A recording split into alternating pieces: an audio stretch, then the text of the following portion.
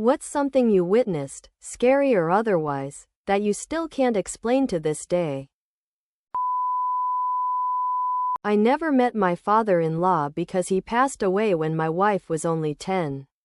She says he used to play brown-eyed girl and dance in the kitchen with her when she was little. The song means a lot to her and her mourn. When my first daughter was born, that was the song that came on the radio the first time my mother-in-law met the baby. For our second daughter, it played on the hospital speakers right after she was born. Pretty cool. This just happened recently. I was driving home around dusk. Headlights were on but there was still some daylight, enough to see. On the shoulder of the highway, 2 kids were walking. There were no other cars, so I moved over a bit just to be safe. As I passed there, one of them turned her head to look at me. I watched them, a bit creeped out by 2 kids walking along an empty highway. As I passed there, I glanced at my side view mirror to keep an eye on Thurn, and they were gone. A quick glance over my shoulder showed an empty highway. In a movie, I would have stopped to look. In real life, I hit the gas and didn't look back again. This one isn't huge, but it is real and my husband and I think about it a lot. One time I was at urgent care to get an injury checked out. My husband was with me as he usually is for anything medical. The waiting room when you walk in through the door has a long counter at the front, chairs surrounding a TV to the right, and on the left there a little divot in the wall where more chairs rest in front of a bathroom door. It's a single-person bathroom with no windows and only one door.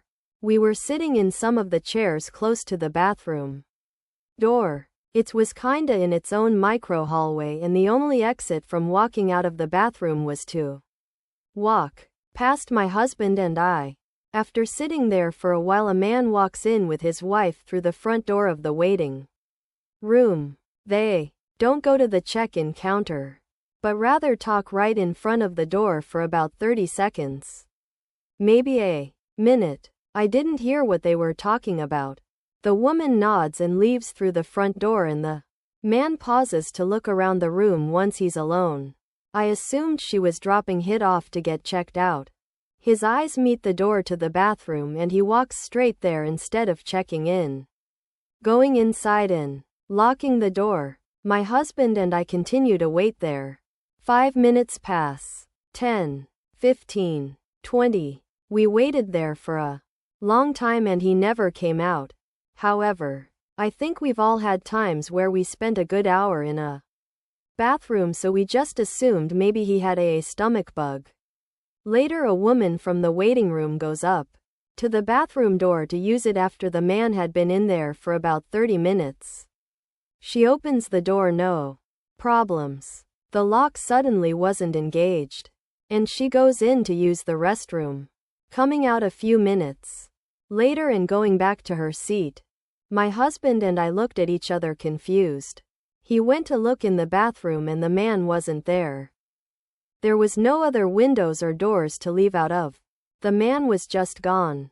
Not a trace. We never did figure out where he went, but we do think about it fairly often. When I was 17, my parents finally let me ride my motorcycle to school. In my country, you can get your driver's license as soon as you have your ID card. One day, on my way home, I made a classic dumb teenager move. A train was coming, and I tried to beat it across the tracks. My tire slipped. I panicked, and the train started blasting the horn. Out of nowhere, this old man appears and literally lifts me and my bike off the tracks just as the train barrels past. It happened so fast I could barely process it. My knees were shaking like crazy. I turned to thank him, and he was gone. No trace of him anywhere. Even though it was a wide open area with no place to hide. Did he sprint away? Seems like he evaporated to thin air, because it literally half a second passed since he lifted me to safety. Almost 14 years passed. Even writing this now gives me goosebumps. In the very early 905 I was backpacking through Egypt and spent a good deal of time in Dahab by the sea. Accommodation was very sparse. A double bed in a 10 feet by 12 feet room. One time I woke up in the middle of the night with a guy dressed up in a white navy uniform complete with medals standing at the end of my bed. I yelled, "No, go away," at him and he disappeared.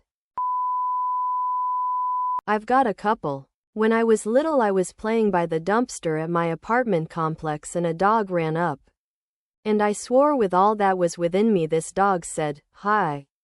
My name." So I took this stray dog whore immediately, exclaiming that I was Dr. Dolittle. The very next morning our complex was full of cops because a little girl had been abducted the night before from the playground dumpster area and was missing. They found, I think, her bike and shoes in that same dumpster.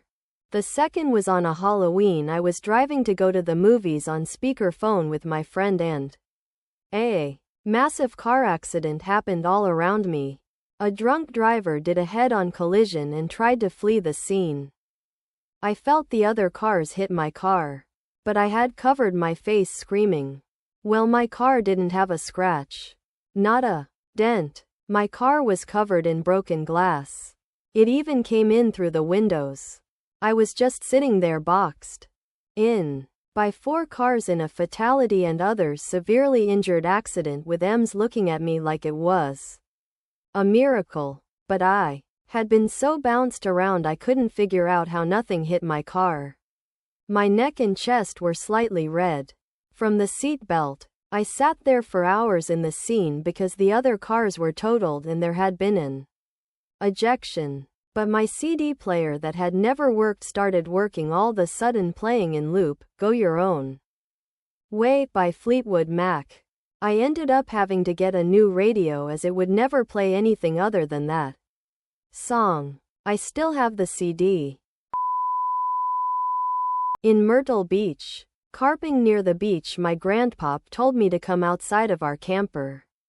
When I did, I looked up in the sky to see what looked like a small orange fireball just darting back and forth through the sky for a minute, and then hovering about. After what felt like a minute of this, the fireball all of a sudden shot out in the direction of the ocean, going what looked like 1,000,000 miles an hour, and then disappeared.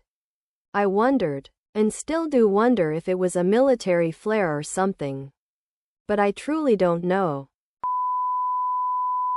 When I was a kid we moved into a new house. All the bedrooms were upstairs.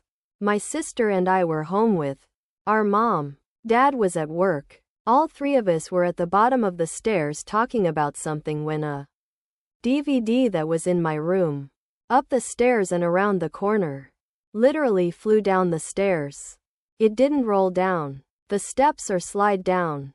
It flew in the air right past us. Then 10 minutes later my mom made my sister and I bring our laundry up to our rooms. I was scared shitless. I can't explain it, but I do have a good guess. November 17th, 2023 at approximately 5:20 a.m. to 5:36 ARN. I stepped out onto the front porch. It was very dark. I really like to see the stars. It's pretty. I see a triangle silently pass over the house. It was light up with circular lights on 2 edges. As it passed over the house, it was bigger and bigger, almost the size of half the house. I was fascinated and then scared, so I went back in. There is an Air Force base not more than 60 miles away. The silence was scary. I was taking a walk in the woods by my old house in the summer of 2020 and thinking of my grandpa. All of a sudden I heard his favorite song playing. No one was around. Still gives me chills.